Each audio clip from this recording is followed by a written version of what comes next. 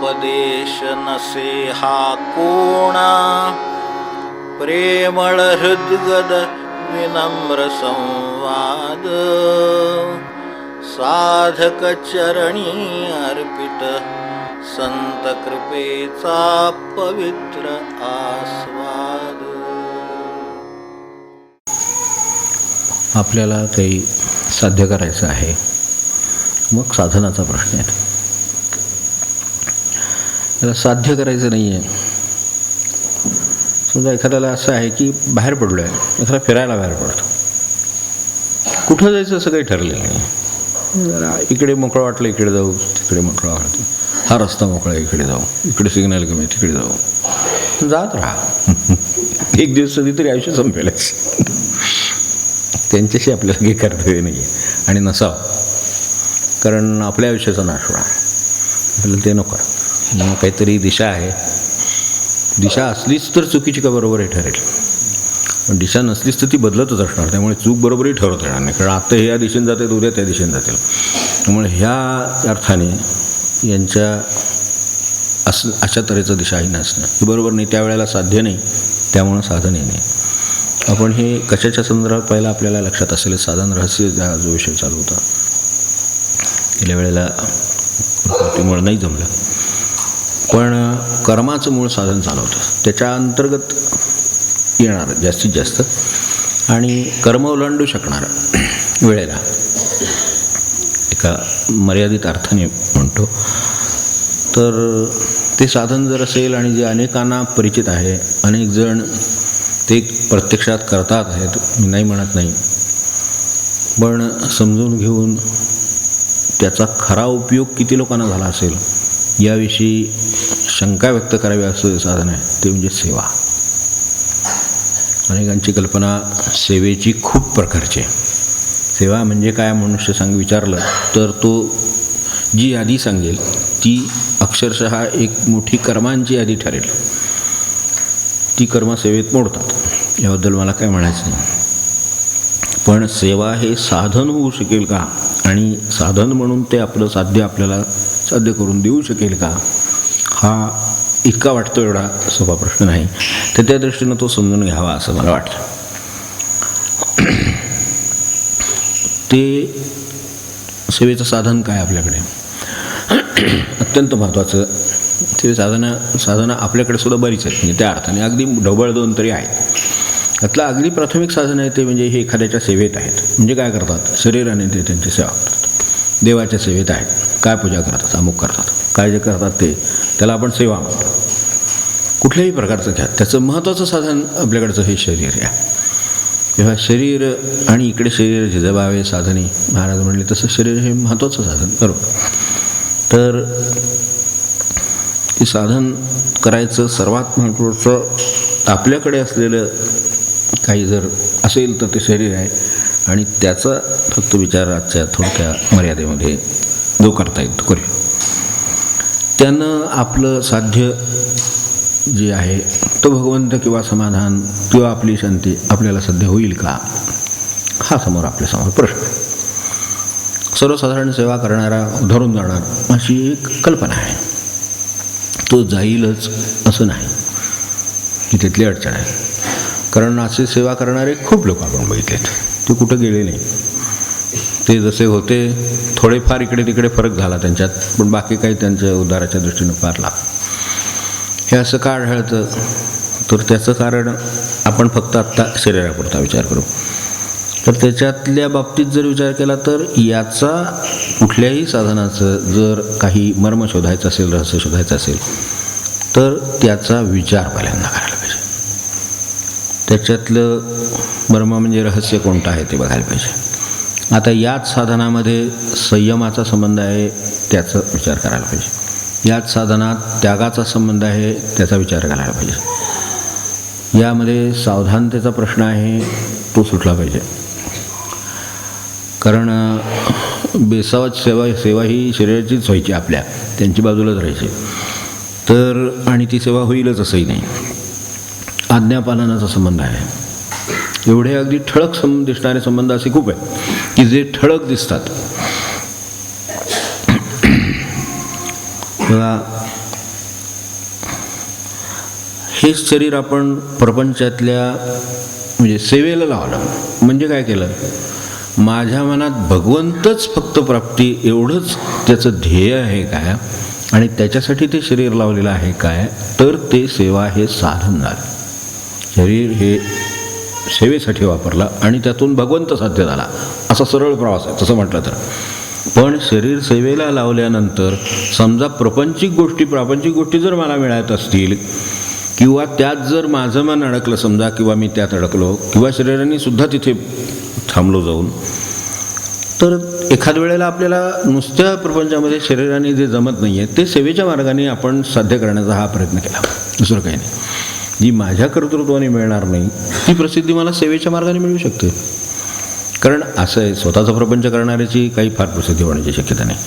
एखाद्या वेळेला मोठ्या देवळाची सेवा केली, हां ठीक आहे, त्याची प्रसिद्धी होऊ शकते. आता मुळात प्रसिद्धी ही मूळ माझं उद्दिष्ट काय, प्रसिद्धी ही मिळवायची आहे हे जर माझं उद्दिष्ट असेल तर ते साध्य होईल. पण ती इकडून स्वतःचा प्रपंच करून होणार नाही, त्याच्याऐवजी इकडची सेवा करून होईल, मग इकडून सेवा करतो. शरीर सेवेतच आहे, पण ध्येय किंवा साध्य शेवटी प्रसिद्धी हे झालं, मग त्याचा काय उपयोग झाला आपल्याला भगवंत अंतरला. जे मिळवायचं होतं ते लांबच आहे अजूनही. म्हणून अनेक वेळेला म्हणजे त्या गोष्टी वाईट नसून सुद्धा, मी अगदी पूर्ण मी सांगतो की त्या गोष्टी वाईट नसून सुद्धा, किंवा अनेक वाईट गोष्टी असण्यापेक्षा हे चांगलं असून सुद्धा त्यातून उद्धार होत नाहीत, माणसं मुक्त होत नाहीत. नाहीतर कुठल्याही सेवा संस्थेमध्ये किंवा कुठल्याही अशा प्रकारच्या सार्वजनिक कामामध्ये सेवा करणारी माणसं ही मुक्त झालेली माणसं दिसली असती. ती तशी दिसत नाही, ती काम करताना दिसतात. ती ठीक आहे, लोकांसाठी राबत असतील, ती सेवा म्हणून करत असतील, पण ते तिथं पोचत नाही. त्याचं कारण असं आहे की त्यात मध्ये कुठलं तरी स्टेशनवरती थांबलेले, ते पुढे नाही गेले, त्यांचं साध्य ते नव्हतं, पटकन गाडीत जाऊन नाही बसले. तेव्हा हे जे आहे हा आपल्याला यातला मधला फसवणुकीचा प्रश्न आहे. तर त्यासाठी आधी पहिली गोष्ट विचार करू. मी म्हटलं अगदी सुरुवातीला की आपण विचार करावा या साधनाचा. शरीर म्हणून मला सेवेसाठी साधन म्हणून वापरायचं आहे.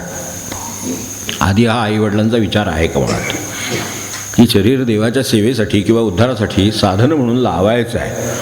आपण कामाला माणूस नाही का ठेवीत, एखादा हे काम करायचं आहे तर त्याच्यासाठी माणूस ठेवला एक काम करण्यासाठी. तसं माझं हे शरीर ह्या देवाच्या प्राप्तीसाठी मी लावलेलं आहे कामाला. शरीर स्वतःचं देवाच्या प्राप्तीसाठी लावायचं आहे, म्हणजे त्याच्याबद्दल तेवढा तटस्थपणा असला पाहिजे. त्याचं जे होईल ते होईल, ते त्याच्या सेवेसाठी लावलेलं आहे असं ज्याचं आहे त्याच्या दृष्टीनं काहीतरी विचार त्यांनी केलेला आहे त्याचा. नाहीतर घडेल तेव्हा सेवा घडेल असं जर असेल तर ती सेवा घडणारच नाही, कारण शरीर सोडतच नाही आपल्याला. ते ताण भूक आणि सगळे ह्याच्यात त्याला आपल्याला एवढं गुंगून ठेवलेलं आहे की त्यातून बाहेर पडून तो सेवेच्या मार्गाला प्रत्यक्ष त्या सेवा करायला जाण्याचे फार दूर राहिलं.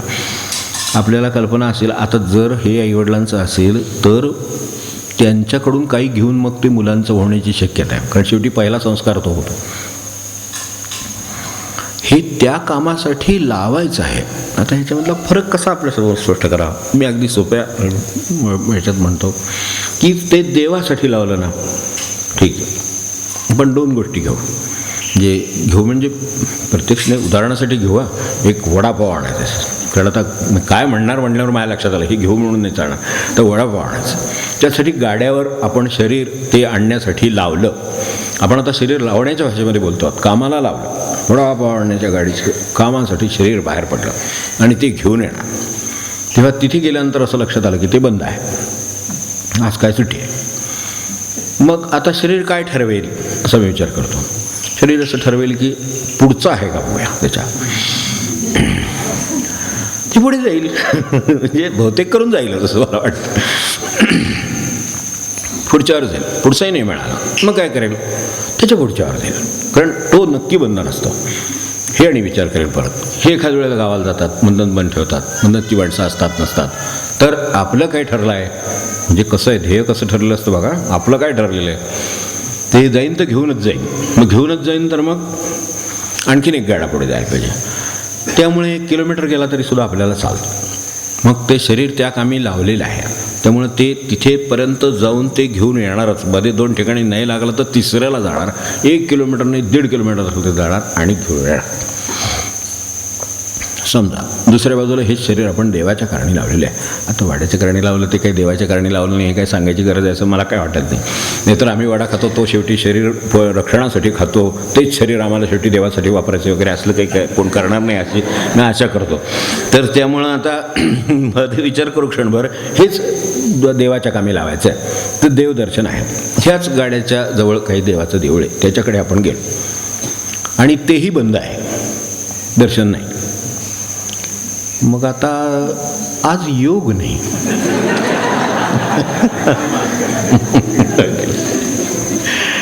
आता देवाची इच्छा नसेल तर त्याच्यापुढे काय आपली इच्छा चालणार आहे का? घरी आहेच की. आणि त्यावेळेला असं विचार मनात येतो का की हा गाडा बंद आहे, तसं आपण जसं पुढे गेलो तसं हे देऊळ बंद आहे, तसं आणखीन पुढे जाऊ. कारण आणखीन 2 चौक गेल्यावर आपल्याकडे परमेश्वराच्या कृपेनं ही देवभूमी आहे. इथे चौक आणखीन 2 चौक गेलं की दुसरं देऊळ आहे. जसा इकडे गाडाही असू शकतो तसं देऊळही असू शकतं. मग ठीक आहे, या देवळात दर्शन झालं नाही त्याच्या पुढच्या देवळात जाऊ. हे होईल का असा आपण विचार करून बघा की आज इथे दर्शन झाले नाही म्हणून 2 चौक पुढे गेलो, अर्धा किलोमीटर गेल्यावर दर्शन झालं, तिथेही गेलो तेही बंद आहे. अरे म्हणजे खरोखरच देवाची इच्छा दिसत नाही. असं जर झालं तर शरीरला साधनी म्हणजे काय आणि सेवा केव्हा होऊ शकते त्याच्यातला फरक कसा मनाचा होतो आणि मग शरीराने ते शरीर ते काम कसं करतं याची आपल्याला कल्पना येईल.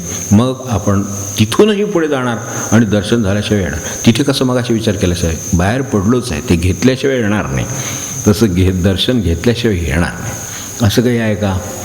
बरं समजा आपल्याला काय मारुतीचं दर्शन नाही झालं, रामाचं झालं चालेल, विठोबाचं झालं चालेल, देवीचं झालं चालेल, चालेल ना, दर्शन देवाचंच आहे ना शेवटी. मग असं कशाला विचार करायला पाहिजे की पुढे गेलो तर काही मारुतीचं देऊळ नाही, त्यापेक्षा आपण इथनंच परत केलं बरं, असं काही करायची गरज नाही. कारण आपण ते देवाच्या सेवेलाच लावलेलं आहे. बरं, देव तो सगळा आपल्या दृष्टीने एकच आहे. मग असंच अजून 4 चौक जावं पुढे, पण तिथे आपल्याला योगायोग वाटतात, तेही वाटतं, देवाची इच्छा वाटते. म्हणजे काय आहे हे विचार कसा आहे आणि कसा करणार. तेव्हा पहिल्यांदा मी ह्याच्यातले नाही घेतले, म्हणजे पदात 1-2च पदं घेतली. एक पद घेऊ मध्ये आपण पुढे जाऊ. हे जे विचार करणारं मन आहे त्याला मागे जे तुकोबा म्हणाले ते तेवढं म्हणू. तुमच्याकडे आहे पान 69 पद 278.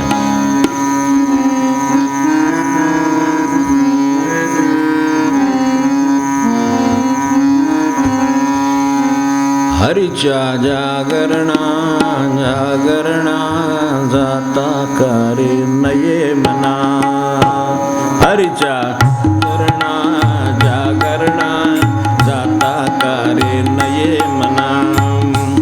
हरीच्या जागरणा जागरणा जाता करे नये मना. कोठे पाहसील तुटी कोठे पाहसील तुटी आयुष्यवेचे फुकासाठी. कोठे पाहसील तुटी आयुष्यवेचे फुकासाठी. हरीच्या जागरणा जाता कारे नये मना. हरीच्या जागरणा जागरणा जाता कारे नये मना. ज्यांची तुझ गुंती ते तो मोकलिती अंती. ज्यांची तुझ गुंती ते तो मोकलिती अंती. हरीच्या जागरणा जागरणा जाता कारे नये मना. हरीच्या जागरणा जागरणा जाता कारे नये मना. तुका म्हणे बरा काय तो विचारा. तुका म्हणे बरा लाभ काय तो विचारा. हरीच्या जागरणा जागरणा जाता कारे नये मना. हरीच्या जागरणा जागरणा जाता कारे नये मना. हरीच्या जागरणा जागरणा जाता कारे नये मना. तेव्हा मनाला आपल्याला विचार लागेल. तिथं तुला अजून 2 चौक पुढे जावं असं वाटतं आणि इथं असं वाटतं की योग नाही. मग मग प्रगतीची जी गणितं आहेत त्याची उत्तरं कशात आहेत ते आपल्याला कळेल. सेवा केव्हा घडते कळेल. इथे मी 3 चौक जात असेल तर तिथे 4 चौक जाईन, पण दर्शन घेऊन येईल. निर्धार असाही असू शकतो तर तसाही असू शकतो. इथे सबब आहे. बरं, ज्यांच्यासाठी मी हे करणार तो माझा आला की वेळा खाल्ला संपला विषय. पुढे ते माझं दर्शन मला उद्धरून येणार. जे त्याच्यातला फरक लक्षात घेतला तरी तो जमीन आसमानाचा आहे, माझ्या उद्धाराच्या दृष्टीनं नक्कीच आहे. तर त्याच्या बाबतीत माझं उलटं गणित आहे की जमलं तर बघू आणि हे काही झालं तरी बघू असं आहे. एवढं आपण लक्षात ठेवलं तरी हे शरीर ज्या वेळेला आपल्याला साधन म्हणून वापरायचं आहे आणि त्याचं जर असं समजून घ्यायचं तर ते अशी फसगत करणार आहे आणि ते या ठिकाणी जायला तयार आहे. पण या ठिकाणी मात्र म्हणते हे कसं काय जमणार आपल्याला, त्यामुळे त्रास होणार, घरचे लोक रागवणार, ज्यांची तुझं गुंती ते तो मोकली ती अंती. हलवा म्हणतात 3 तास झाले, आजारी पडलं तर म्हणतात बघा बहिणीकडे ठेवता येत असेल तर. असं आहे, किती दिवस आम्ही तरी करणार. असं आहे, ते तो मोकली ती अंती. लक्षात ठेवा. जे हे जे सगळं आहे हे लक्षात ठेवून काय करायचं ते करा. तेव्हा समजा आत्ताच उदाहरण चाललं आहे म्हणून थोडं चालवतो. बरं आहे, सध्याचे दिवस आता जरा मध्यम आहेत त्यामुळं हरकत नाही. ओढा जवळ मिळाला नाही अशी कल्पना करू. असा एखादा विचार मनात येतो का की बाबा जवळ नाही मिळाला, आपलं पोट कदाचित बिघडण्याची शक्यता आहे, ती बिघडू नये म्हणून परमेश्वरानेच ही योजना केली आणि त्याला आज गावाला जायला लावलं, त्यांनाही आज गाडा लावला. असं सुद्धा विचारच करायचं तर असं पण करता येऊ शकतो की नाही का. विचारच करायचं काही वेळेला आपल्या हितासाठी त्यांनी केला असेल, त्याला नेमकं आज काम निघाला असेल, काहीतरी त्याचा असिस्टंट नसेल त्यामुळे तो आज आला नसेल, त्यामुळे नाही लावला त्याने आणि माझ्यावर केवढे उपकार केले. तर असं समजा आपल्या मनात काय येऊ नये. पण असं मनात विचार येतो की जर त्याला काही अडचण असेल आणि तो आला नसेल तर असू दे, पण पुढचा असेलच की तिथपर्यंत जाऊ, बघून तर येऊ. किंवा हे सगळं आपल्याला बरं ह्याच्यात काय रहस्य आहे ते आपल्याला लक्षात येतं की याच्यात आपल्याला रहस्य म्हणतो आपण, रहस्य कळतं. पण रहस्य कशाचं कळतं? जे स्वार्थाचं आहे, जे देहाच्या सुखाचं आहे त्याचं रहस्य माहिती आहे. ह्या रस्त्याला नाही मिळालं तर फोन करून दुसरीकडे कुठे मिळेल का विचारायचं रहस्य आपल्याला माहिती आहे. ते बरोबर दुसऱ्या माणसाला मनुष्य विचारतो इथं आलो पण जरा हे बंद आहे तर काय आणखीन काय काय आहे, सोर्स आहे का? आहे सोर्स बाबा, दपलीकडच्या गल्लीत ते जात होता तिकडे. त्यांनी मिळालेलं नसलं तरी तिकडे जाऊन लगेच सोर्स काढून तो ते घेऊन येणार. मग ते जर तो घेऊन येणार हे जर रहस्य त्याला कळतं, मग त्याला रहस्य कळतं असं म्हणावं का साधन रहस्य? मग कशाला आपण एवढी चर्चा करायचं कारण आहे. साधनाच्या रहस्यासाठी काही बाबा इथे मी आलो, देवदर्शन घ्यायची इच्छा होती, आज काय बाबा काय पारायण पार पडलं तर देवाला जावं असं वाटलं, दर्शन घ्यावं असं वाटलं, तर इथं आलो बंद आहे तर आणखीन काही कुठं एक बाबा कृष्णाच्या दर्शनाला आलो, इथं आणखीन कुठं असं काय कृष्ण मंदिर किंवा काय समजा विष्णू मंदिर काय असेल ते जे काय आहे विठोबाचं मंदिर आहे, आणखीन कुठं इथं जवळ आहे का असं एखादा फोन करून तो पण विचारता येतो की ज्याला रहस्य कळतं त्याला. ते जर दुकान दुसरीकडे कुठे आहे असं विचारता येतं तर हे पण विचारता येतं. पण हे विचारायची नाही बुद्धी होत. त्यावेळेला असं वाटतं की त्यात काय आता ते काही योगच नाही आहे, त्यामुळे त्यांचीच इच्छा नाही. जेव्हा कळतं पण हे देहबुद्धीचं कळतं, स्वार्थाचं कळतं, तर या दृष्टीनं आपण जरा थोडं आणखीन म्हणून म्हटलं विचार आहे का केला असेल तर हे सगळे प्रश्न सुटत जातील. म्हणजे का साध्य होतं करणाऱ्यांना आणि आपण करून का साध्य होत नाही किंवा करण्याचा प्रयत्न दिसत असून सुद्धा का साध्य होत नाही. क्षणभर आपण आणखीन एक विचार करावा अशी माझी विनंती आहे की शरीर सेवेला लावणार. शरीर मुळात मला सांगा, शरीर भगवंताच्या सेवेसाठी झिजवायला आपण शिल्लक ठेवले का काही? अगदी मूळ प्रश्न विचारतो. ते सगळं अनेकांची शरीर टिकवायला झिजवली जातात. आता ह्याचा अर्थ आपल्या लक्षात येऊ शकेल. त्यांचं शरीर व्यवस्थित राहावं ह्यासाठी ते शरीराची उठल्यापासून झोपेपर्यंत जी काही सेवा करतात शरीराचीच, बाकीचे राहू द्या, पोटासाठी बाहेर राबला ते वेगळं, हे दुसरं पद घेऊ, पण त्याच्यासाठी जे राबत आहे त्यांचा त्याच्यात तास जातो, पण जपाला 15 मिनिटं मिळत नाही. बरोबर नाहीच मिळणार. त्यांचा आवरायला 1 तास लागतो, पण 15 मिनिटं जपाला मिळणार नाहीत. बरोबरच आहे, कारण शरीर टिकवण्यासाठीच झिजवतं आहे. ते झिजते कशासाठी? शरीर टिकावं म्हणून झिजते. अशासाठी जर झिजणार असेल तर मग भगवंताच्या वाट्याला कशी यावं? म्हणून देवा प्रपंचे भक्षिली तुझ्या वाट्या नाही आली, ही जी वाणीचं झालं तेच माझ्या शरीराचं होणार. शरीराचं मग आवरायला मला किती वेळ द्यावा लागेल? तेवढा वेळ 15 मिनिटं दिली, संपलं. अर्धा तास जपाला पाहिजे मला, प्रमाण आहे काहीतरी. तर त्यामुळं शरीर तर माणसाला काय आंघोळ करून न करून चालणार आहे का, स्वच्छता न राहून चालणार आहे का, नाही पाहिजे, बरोबर आहे, हे इतपत मान्य आहे.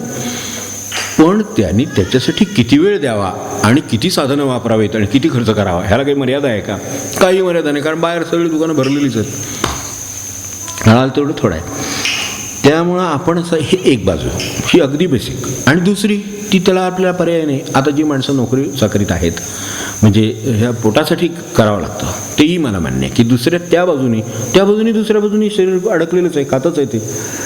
त्या दृष्टीने विचार केला तर समजा एक जण 8 तास काम करावं लागतं, कोणाला 4 तास, कोणाला 12 तास, 14 तास काम करणारी माणसं आहेत की ज्यांना ते केल्याशिवाय त्यांचा प्रपंच चालणार नाही. मग आता त्यांच्या वाट्याला देवाला द्यायला शरीराचं आहे कुठे शिल्लक? जो समजा 12 तास जर नोकरी करून मनुष्य आलेला असेल तर त्यांनी हातात माळ घेतली तर ती पुरी झाली तरी खूप आहे. तो पेंगणार, झोपणार, उघड आहे. मग हे जर ह्याही बाजूने आपल्यावर अतिक्रमण आहे. पण हे सगळं सुरुवात केली तिथं आहे, विचार केला तर हे सगळं आहे. म्हणजे हे एकदा विचार, अरे बाबा माझ्याकडे शरीर द्यायला, देवाला शरीराचा उपयोग सेवेसाठी करून द्यायला माझं साधन शरीर ना, मी सेवेचा विचार करतोय तर देवाची सेवा करायची आहे. अगदी शांतपणे मला एक 10 मिनटं 15 मिनटं फक्त शांतपणे पूजा करायची आहे. अगदी काय आपल्या शरीरानं सेवा करायची ती जी काय आपल्याला वाटते ती. कोणी दर्शनाला गेला, कोणी पूजा केली, कोणी काय नामस्मरण केलं, काय केलं असेल ते, हे शरीर मला सेवेला लावायचं आहे. पण त्याला मला 15 मिनटं हवी आहेत, अर्धा तास हवा आहे, काय 1 तास हवा आहे, 2 तास हवे आहेत, कितीही असू शकतील त्याच्या मर्यादेप्रमाणे. पण ते द्यायला माझ्याकडे शरीराचे आहेत का शिल्लक, आणि त्याच्यासाठी मी विचार करतो का तसा की मला हे द्यायला माझ्याकडून शिल्लक ठेवलेत का, एनर्जी आहे का, वेळ आहे का. म्हणजे आपण अनेकदा आज पाहतो की 10-10 तास 12-12 तास माणसांचे, आणि उद्योगाच्या लोकांच्या बाबतीत आता ते 8-9 वाजता जातात, ते त्यांना 10-10 वाजेपर्यंत दुकानं उघडी ठेवावी लागतात. आता ते काय करतील, म्हणजे जो सकाळी 9ला गेला किती लवकर तो तरी उठून आणि किती करणार. म्हणजे त्याच्यावर ज्या मर्यादा आहेत ह्या विचार केल्या तर लक्षात येण्यासारख्या आहेत. पण त्याला नक्की अजून काहीतरी विचार करावा लागेल की शरीर हे देवाच्या सेवेला तर लावलंच पाहिजे. माझ्यावर तर सकाळी 9 ते रात्री 9 ड्युटी आहे. आता ह्याच्या बाहेर पुन्हा रात्री 9 ते सकाळी 9 जे राहिलं त्यातलं मला किती देता येईल. मग ते जे देता येईल ते अधिकाधिक क्वालिटीचं देता येईल का. पर्याय आहे ना दुसरा काहीतरी, की मी एक 25 माळा करणं आणि मनापासून एक 5 माळा करणं, ह्यामध्ये पुन्हा फरक आहे. मग कदाचित वेळेचा तो फरक मला असा भरून काढता येईल. किंवा जिथे कुठे मी 12 तास काम करतोय तिथे ह्याच शरीराने मला कुठेतरी, तिथे किती लोकांनी मार्ग काढलेले आहेत की ह्या आपण आता हे फोटो पाहतो ते स्मरण देतात ना आपल्याला देवळात जाणं शक्य नाही, तर जिथे कुठे ऑफिसमध्ये आहे तिथे कुठे शक्य आहे तिथे त्यांनी ते टेबलाखाली ठेवून दिलेलं आहे. मधनं तिथे बघतात, अहो देवळात गेल्यासारखं आहे, त्याच्यापेक्षा सोपं काम आहे. शरीरच जर त्याला लावायचं आहे, मला डोळ्यांनी जर देवाचं दर्शन घ्यायचं आहे तर ते मला पेटीवर असं असू शकतं, इथेही देवाचं चित्र आहे. मग तेवढं मला आठवण देतं त्याची. मला आता 9 ते 9 मध्ये शक्य नाही. 9ला देऊळ उघडतं, काय 8ला उघडतं, मला त्यावेळेला जाणं शक्य नाही. मी तेव्हा प्रवासात असतो. रात्री मी परत होतो तेव्हा रात्री 9 वाजता, त्यावेळेला ते बंद करायची वेळ होती. मग त्यामुळे मला ते शक्य नाही. पण त्याचं असेल ना एवढंच काहीतरी. आता किती मार्ग झालेत. आता आपले ते खिशात मोबाईल असतो त्याच्यावर एवढे 100 गोष्टी ते वॉलपेपरनं हे लावतात. देवाचं नाही का आपल्याला लावता येणार, आपलं दर्शनच घ्यायचं आहे ना, नाही ना जाता येत आहे. म्हणजे मार्ग काढायचा प्रश्न आहे, पण तो हे सुरू झालं तर मग मार्ग निघतील. आणि ते आपण जेवढे विचार कराल तेवढे होतं. काय की ह्याच्यात मूळ मी म्हटलं तसं की विचार आणि रहस्य किंवा या अर्थाने त्याचा विचार न केल्यामुळे मी असं पाहतो की नोकरदाराला, आत्ता मी नोकरदाराचं हे वर्णन केलं किंवा उद्योगाचं वर्णन केलं, रिटायर माणसाला काय अडचण आहे मला सांगा. तो बिचारा सकाळ उठल्यापासून जो टी व्ही समोर बसलेला आहे तो चहा पितोय, खाणं खातोय, टी व्ही लावतोय, परत चहा पितोय, खाणं खातोय, टी व्ही लावतोय, आवरून येतो एकदा मध्ये जाऊन. कारण तेवढ्यात ते वेळ असतो मध्ये कुठेतरी तासभर काही महत्त्वाचं नसतं. म्हणजे त्याच्या दृष्टीनं महत्त्वाचं काहीच नसतं हे मला माहिती. त्यातलं 7 दिवसातलं एक अर्धा तास किंवा 1 ताससुद्धा महत्त्वाचं नाही सगळे मिळून. तरीसुद्धा त्याच्या दृष्टीनं जे चालेल स्किप केलं तरी मग त्यावेळेला आवरून घेणार, तेवढ्यात पुन्हा हजर झालं पाहिजे. म्हणजे जणू काही नोकरीच आहे आपल्याला. अशी किती मी निवृत्त माणसं काय ती निवृत्त आहेत, त्यांना 12 तास काय 24 तास सुद्धा मोकळे आहेत सगळे. मग त्यांना तर किती खरं म्हणजे संधी. पण हा विचार असला डोक्यामध्ये तर म्हणून म्हटलं बरं हे नुसतं बसण्यावर नाही, हिंडच राहते गावात तर हिंडत असत. रिकामे आहेत म्हणून. अरे रिकामे आहेत कशाला पेट्रोल घालतं. जगाचं एवढं चाललंय आपल्याला माहीत आहे. आपल्याला काही जग सावरता येणार नाही. निदान लिटरभर पेट्रोल वाचवता येईल का नाही. देशसेवा फार मोठी करायची काही गरज नाही, एवढी सुद्धा खूप आहे देशाला. तुम्हाला 1 लिटर वाटतं प्रत्यक्षात किती होईल? तर त्याचा विचार केला तर असं एक विचार करणारे आज 1,000 आहेत, लाख आहेत, काय जे असतील ते मी विचार केला, माझं काम केलं, बाकी जग जाणे ते बघतील काय करायचं ते. पण मुळात मला हे शक्य आहे ना, निवृत्त आहे ना तो. मग त्याला फिरत राहायचं काही कारण आहे का? काम असेल तर मनुष्याने 10 वेळा जावं, प्रश्न नाही. पण काम नाही तर तो जर आता तो निवृत्त आहे म्हणून जर तो इकडे तिकडे करत राहिला. बरं, माणसं यात्रा करतात 15 दिवस, 22 दिवस, काय ते 27 दिवसाचं बुकिंग, 1.25 महिन्याचं बुकिंग. अहो काय वेळ आहे, पैसा आहे म्हणून का घालवायचं का काय? तो बरं, ह्याच्यातून तुम्हाला सापडलं काय? ह्याच्यातून पुन्हा आल्यानंतर ते ट्रॅव्हलवाल्याशी भांडण, हे सर्वात शेवटचं, त्याचं शेवट. सर्वात शेवटी बाबा सर्वे सुखीनः सन्तु सर्वे सन्तु निरामया. बाबा असं काय झालंय का काय? जो देवांशील तो तेला हो प्राणी जातो. इथे बसल्या जागी आपल्याला शांतता आहे, कुठेही न जाता. पण हे सगळं करून पुन्हा त्यांनी ह्या ठिकाणी हे कमिट केलं होतं, ते दिलं नाही. त्या ठिकाणी तिथे 1 तास थांबतो म्हणले, थांबलं नाही. या ठिकाणी 5 स्टारमध्ये उतरवतो म्हणले, ते आम्हाला कोंबून टाकलं ह्याच्यामध्ये कुठल्या हॉलमध्ये. हे तक्रारी करून घेऊन परत ते पुन्हा 6 महिने परत म्हणजे गेले पैसे गेले वर ह्या सगळ्या ते परत तक्रारी परत घेऊन आले. आणि हे सगळं करून काय मिळालं? का शक्य झालं? पैसा होता, वेळ होता, आता निवृत्तीचं हे होतं, मोकळी होती म्हणून काही आपण करावं. मग विचार करायचा तो तिथेच नको का करायला, की याच्यातून मला काय मिळणार आहे? त्याच्यापेक्षा अगदी शेजारी तुमच्या अक्षरशः मैल कशाला एका फरलांगावर देऊन असतं. शांतपणे जावं, बसा, अर्धा तास काढावा, तासभर काढावा, काय आपल्याला शक्य असेल तो काढावा, यावं. अशा आपल्याकडे अजूनही शांततेच्या जागांना हे नाही आहे, कमी नाही. अजूनही शांततेच्या जागा आपल्याकडे आहेत आणि तिथे आपल्याला जायला अजूनही, तिथे कोण नाही आहे सुदैवाने. शांततेच्या जागी फारसं कोणी नसतं. आपल्याला ज्या हल्ल्यागुल्ल्या जागा आहेत त्या माहिती आहेत, तिथे गर्दी आहे, तिथे बागेत बसायला जागा नाही, हे मान्य आहे, बाग मिळत नाही. पण देवळात बसायला जागा मिळते, कारण ते एकदा ते येऊन गेले स्वतः, आणि एक निष्ठावंत कोणी माणूस असेल तेवढं दर्शन घेऊन गेला, निवांत असते, कोण नसते तिकडं. पाकोळ्या वगैरे ओरडतात ना, तसं ते शांतपणे तेवढंच फक्त असतं सोबत, बाकी काय नाही. तर अशा जागा आहेत किती, म्हणजे ही अजून अनुकूलता आपल्या त्या भागात नक्कीच आहे. जिथं शहरं आहेत तिथे सुद्धा आहे. तिथे मी असं बघितलं आहे की जी देवस्थान देव पावणारे म्हणून प्रसिद्ध नाहीत, उदाहरणार्थ, तेवढे तर नक्की मोकळे ती देवळं मोकळी असतात, कुठली गर्दी वगैरे काय नसती. त्याच्यासाठी कोणी हे सिने स्टार वगैरे यावे लागत नाहीत, काही होत नाही. त्या असल्या जागी काही येत नाहीत, कारण ते पैशाचा मामला आहे. पैसे घेतल्यावर काही ते देतात, त्याच्याप्रमाणे ते दर्शनाला पण येतात. मग ते दर्शनाला की इकडं लाखो लोक येतात, तर ते जे त्याच्याशी काही संबंध नसतो. ही शांतपणे देवळं आपल्या करतात, ते करतात. कोणी येणार असला बसला तर त्यांना आनंदच होतो उलटा. एक दिवसभर कोणतरी एक अर्धा तास माणूस बसला होता, तासभर बसला होता, त्यांना बरं वाटतं. देवाला सुद्धा आहे आपल्याकडे. आपण विचार करून बघा, इथे ध्यान मंदिरामध्ये किती गर्दी असते हो. आपल्याला बसायला जागा मिळाली नाही असं कधी ध्यान मंदिरात झालं? मला मी काय गावचा या अर्थाने माणूस नाही, पण तरीसुद्धा ज्या वेळेला गेलो त्यावेळेला कधीतरी 1 माणूस, 2 माणूस, 3 माणसं, खूप झाले काही नाही, कोण नसतं. म्हणजे जे ज्याच्यासाठी ठेवलेलं आहे ते त्यासाठी कोणी नाही आहे. म्हणजे मला तर अनेकदा तिथे बसतो की काय वाटायचं, तर काय सांगू मला तिथे बसतो की म्हणजे अनेकदा मी एकटाच बसतो. म्हणजे ज्यावेळेला फिरत होतो त्यावेळेची गोष्ट आहे, पण एकटाच बसलेलं असायचं. मला वाटायचं नाही मी तर राम लक्ष्मण सीतेचे हे आहेत, हो की नाही, काचेच्या आत मूर्ती लावले, काही संबंध नाही. तर ठेवू नका, काही करू नका, आणू नका, देऊ नका, असं ते त्यावेळेला 25 वर्षापूर्वीची गोष्ट सांगतो. पण त्यावेळेला तिथं असं मला आज वाटायचं की ह्या रामाला खरोखरच लक्ष्मण सीतेच्या सोबत आहे. आज आपण थोडा वेळ आनंद असेल, नाही तर त्याला सोबत नाही. म्हणजे नुसतं एखादा भक्तसुद्धा बसलेलं नाही कोणी येऊन, कोणी तासाभरात कोण नाही. 3 तास जपाला बसलं तरी कोणी फिरकत नाही. तेव्हा इतकी देवाची सुद्धा परिस्थिती व्हावी अशी आपण परिस्थिती करून ठेवली आहे. मला सांगा, शरीर सेवेला लावायचं कोणाला सवड नसेल का? मला सांगा गावात की ते 1 तास जाऊन यावं म्हणलं तर, पण नाही. ते निवांत आहे, व्यवस्था आहे, सगळं आहे, शांतता आहे, हातपाय धुवून जावं, पाणी ठेवलं आहे, सगळं आहे. पण तिथे अगदी नीरव आहे, काही नाही. ते त्याच्यावरनं आपण विचार करावा की आता ह्याच्यात किती निवृत्त लोक गावात असतील, किती मुलांना मोकळीक असेल, किती गृहिणींनाही असेल, सवड असेल, आणि अगदी चौथळ जागी आहे, काय कुठे उडी मारून पाण्यात जायचं आहे वगैरे काय नाही, अगदी सरळ चालत जावं, काय वाहनाने जावं, अगदी सरळ, पण नाही होत. म्हणजे हे शरीर आपणच लावायचं नाही असं ठरवलेलं आहे. तिकडे आपण नेहमी तक्रार करतो, आता अलीकडे राजवाड्यावर चालणं अवघड झाले, मोती चौकात फिरणं अवघड झालं का?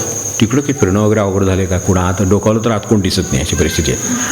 तक्रारी आहेत हे मला मान्य आहे, पण त्या रहदारीच्या आहेत. आणि त्या का आहेत? त्याची कारणं आपल्या जवळच आहेत. तर त्यातच आपण एक असतो.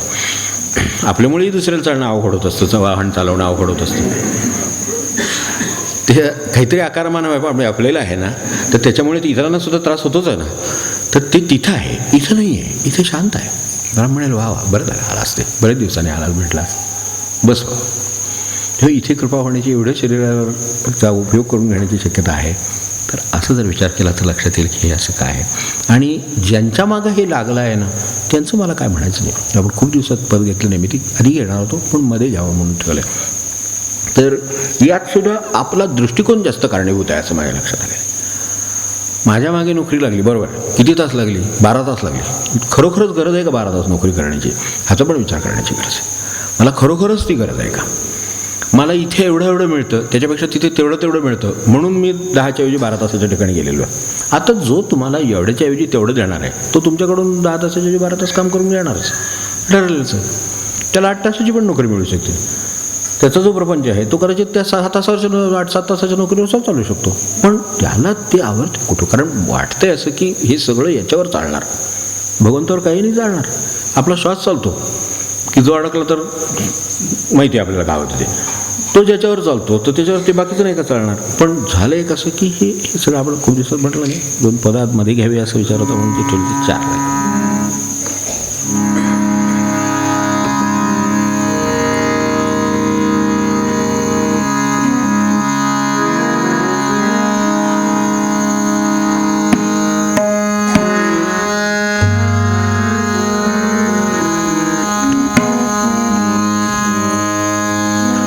पण 297 याच्यामध्ये काय आहे? विष्णू सहस्रनाम पोटाकडे पाहे का, ते या संदर्भात भाव म्हणजे लक्षात येईल की शरीराला आपण काय करून ठेवलेलं आहे.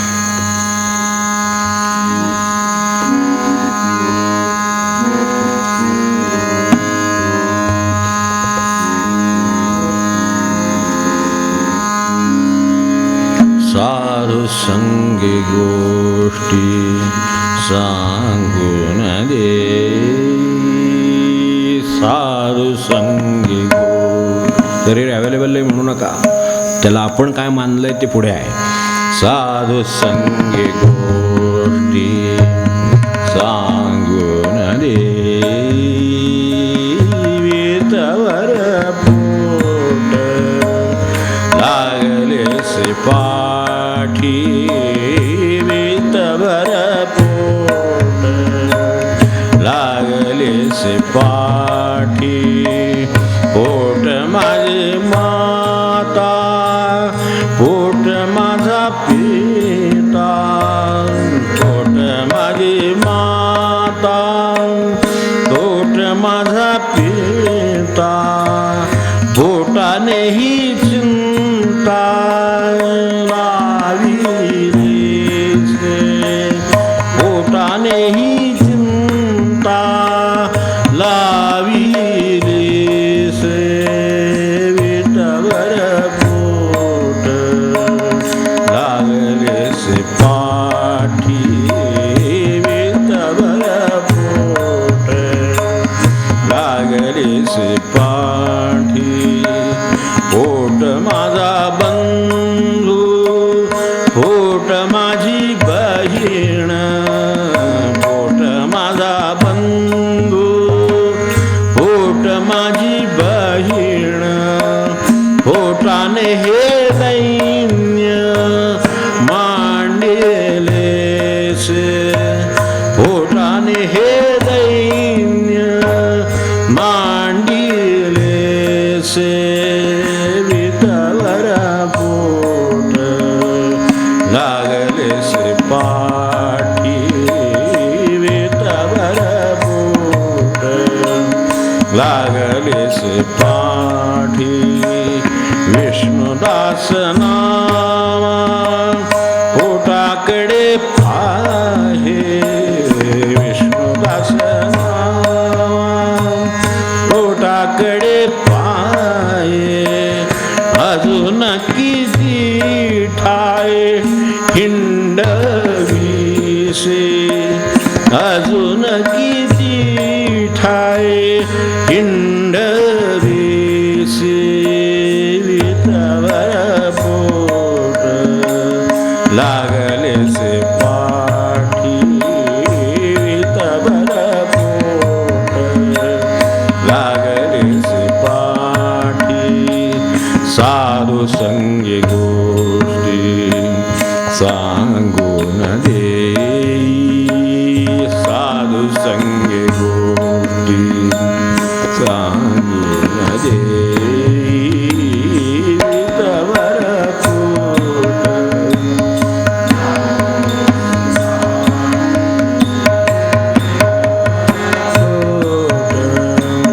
लागलेसे पाठी वितभर पोट लागलेसे शरीर जगावे साधने किंवा शरीराच्या सेवेचा विचार करतो तर सेवेला शरीर लावायला ते माझी माता पिता बंधू बहीण होता नाही तर लावता येणं शक्य आहे. ते झालं की आपल्याला 14 तास काही 16 तास काम करून जो वेळ मिळणार. हा ज्याच्या मनात विचार येईल त्याच्या मनानं मग हे पुढचं काम होईल. यासाठी ते जे म्हणतायत ते अगदी काही इतकं नाही, आपला सगळा विचार करून म्हणलेले. म्हणून ते पोटाकडे पाहताना जाणीव झाली की हे मी पोटाचं कारण सांगतो आहे. त्यांनी माझ्यावर अतिक्रमण केलेलं आहे, त्याचं हे कारण आहे, त्याचं हे उत्तर आहे, त्यामुळं माझं असं होतं आहे. आणि म्हणून साधूसंगी गोष्टी सांगू दे नाही म्हणजेच मला सेवेला लावता येत नाही आहे, सेवेच्या मार्गाला वापरता येत नाही परमेश्वराच्या प्राप्तीसाठी. तेव्हा एक ज्यानी म्हणजे मी ह्याच्यावरती मला अगदी स्पष्ट उत्तर असं म्हणायचं आहे की ज्यांनी संयमाने वापरलं, सावधानतेनं वापरलं की हे शरीर शीर्यते तच्छरीर, त्यामुळे ते कधी ना कधी विनाश पावत जाणं, झिजत जाणं हा शरीराचा गुणधर्म आहे. म्हणून त्याला शीर्यते म्हणलेलं आहे. तच्छरीरम त्याची व्याख्याच मुळात तशी आहे. त्यामुळे ते जीर्ण होत जाणार हा त्याचा स्वभाव आहे. ओळखणं हे माझं कौशल्य आहे. माझी बुद्धिमत्ता ह्याच्यात आहे की ते मी झिजणार आहे हे ओळखणं. मग हे ओळखून जो मनुष्य आहे तो एकतर ते जपून वापरेल, नाही तर वापरतानाच त्याचा विभाग करून टाकेल. हे त्याच्यासाठी, हे भगवंतासाठी आहे, हे ह्याच्यासाठी आहे. ते ज्यांनी हे विचारपूर्वक कोणी निवृत्ती घेतली असेल अशी आणि भगवंतासाठी घेतली असेल तर त्यांना याची कल्पना असेल की त्यांनी त्यासाठी केलेलं आहे की अरे एवढंच त्याची गरज आहे, ह्याच्यापेक्षा गरज नाही, ह्याचं एवढंच वापरणार, ह्याच्यापेक्षा नाही वापरणार. उरलेलं वापरणार ते माझ्या उद्धारासाठी वापरणार. कारण शेवटी मी पोटासाठी वापरलं तर शेवटी हे पोट एक दिवशी मला घेऊन जाणार, हे ठरलेलंच आहे, हे काय करणार आहे पुढे ते. तर त्यामुळे तेवढंच वापरेन.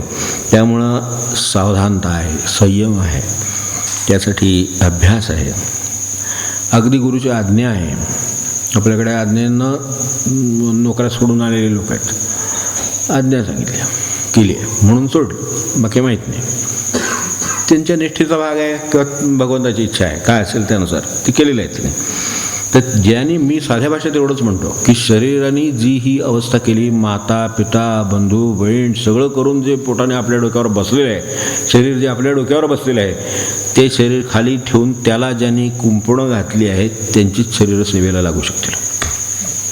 भगवंताच्या शरीराला ज्यांनी कुंपणं घातली, मग अशा शरीरासाठी सेवा करणाऱ्यांच्या लोकांचा पासून उल्लेख केलेले आहेत आणि ते त्या लोकांच्यापर्यंत आणि निवृत्तांचाही बाजू सांगितली. तर ह्या सगळ्या दृष्टीनं ज्यांनी शरीराला कुंपण घातलं ते लोक शरीर आपली सेवेला लावू शकतील आणि ते लोक त्याचे सेवा म्हणून ते साधन त्यांना म्हणून होईल. मग त्यांच्या हातून साधन होईल. कारण त्यांच्याकडे वेळ आहे, त्यांनी विचार केलेला आहे, त्यांना काय सुटेबल आहे, काय शक्य आहे ते त्यांनी शोधलं आणि त्यानुसार ते वापरलं, मग त्यांच्याकडून होईल. तेव्हा बरं विचार करून ठेवा क्षणभर ह्याच्यावर की मुळात शरीर हे आपल्या ताब्यात आहे काय. मुळातच साधन म्हणतो तर ते माझ्या ताब्यात पाहिजे.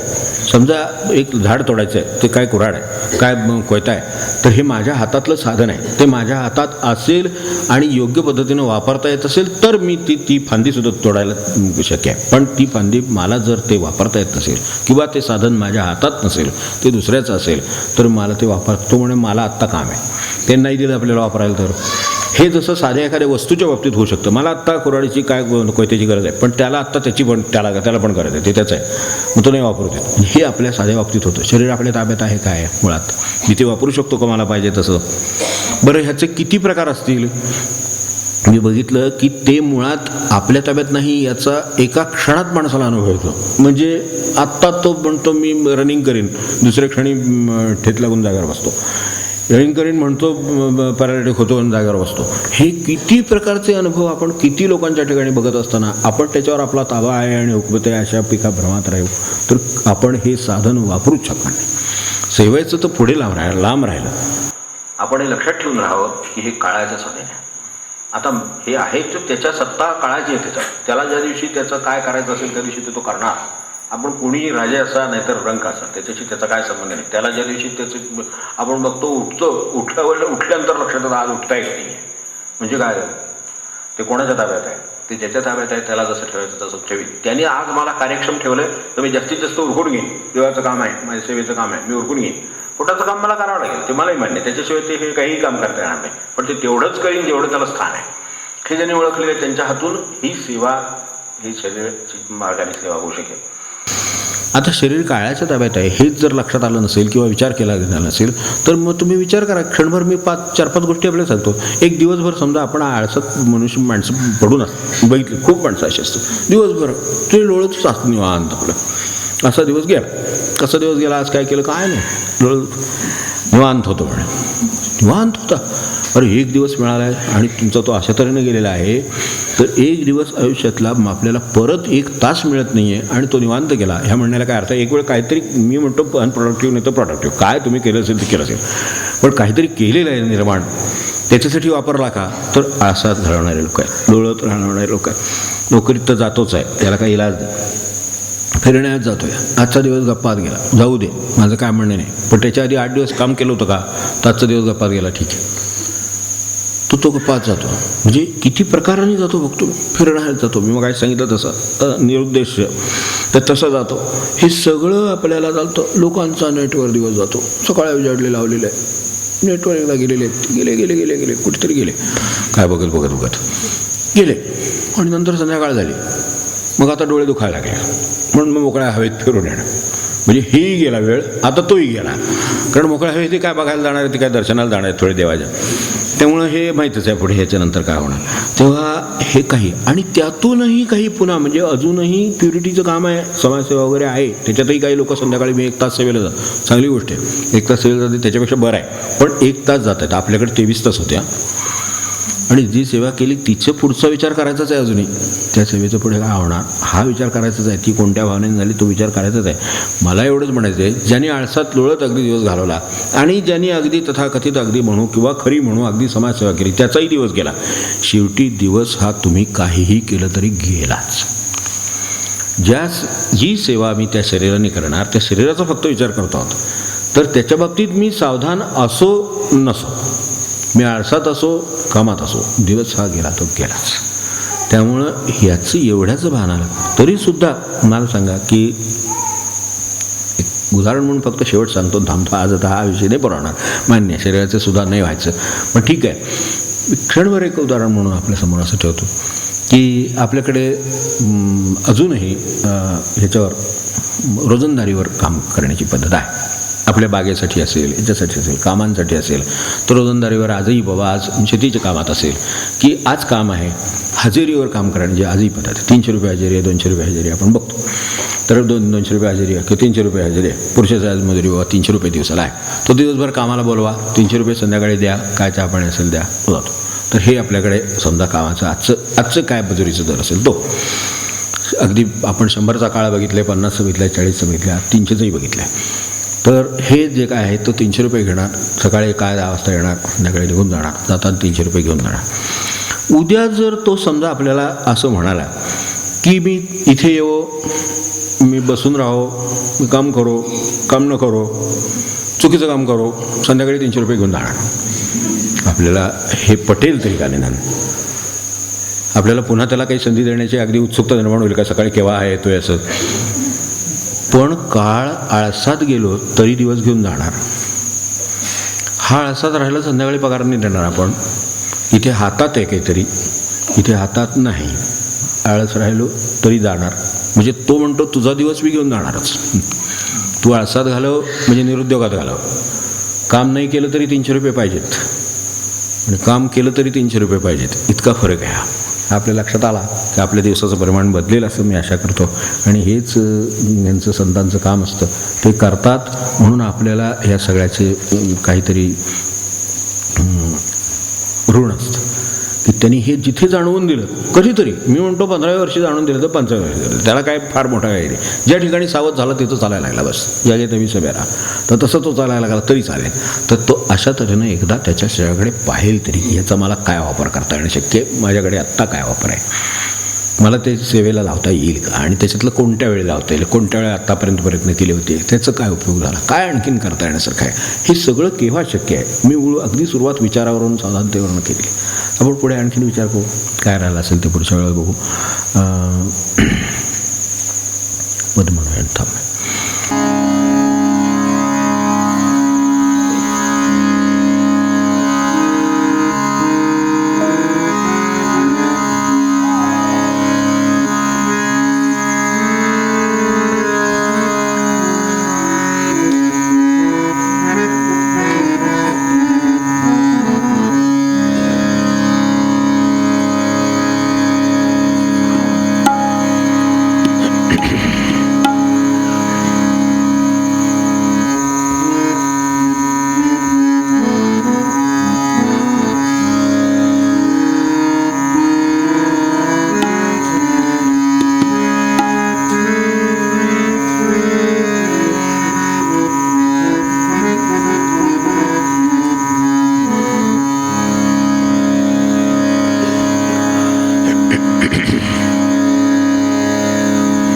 संसार ज्या पद्धतीनं माणसाचा आत्ता दिवसाचं सांगितलं आपल्याला, जसा गिळून जातो, दिवस गिळून जातो संसार, जाता जाता बेसावट ठेवतो आणि माणसाच्या आयुष्याचं हरण करून जातो. आणि ज्या वेळेला हरण झालेलं असतं हातात काहीच राहिलेलं नसतं. तर ह्याची ज्यांना जाणीव वेळेत झाली त्यांचे हे, म्हणून त्यांना त्याचे उपकार हे उतराई होण्यासारखे नाहीत, इतकं लक्षात आलेलं आहे. काय होत राई तया सद्गुरूच्या पायी, काय होत राई तया सद्गुरूच्या पायी, काय होत राई तया सद्गुरूच्या पायी. ज्याच्या वचने संसार उठाउठी झाला दूर, ज्याच्या वचने संसार उठाउठी झाला दूर. काय होत राई तया सद्गुरूच्या पायी, काय होत राई तया सद्गुरूच्या पायी. देवधन संपत्तीसी दैते मिथ्या जड राशी, देवधन संपत्तीसी दैते मिथ्या जड राशी. काय होत राई तया सद्गुरूच्या पायी, काय होत राई तया सद्गुरूच्या पायी.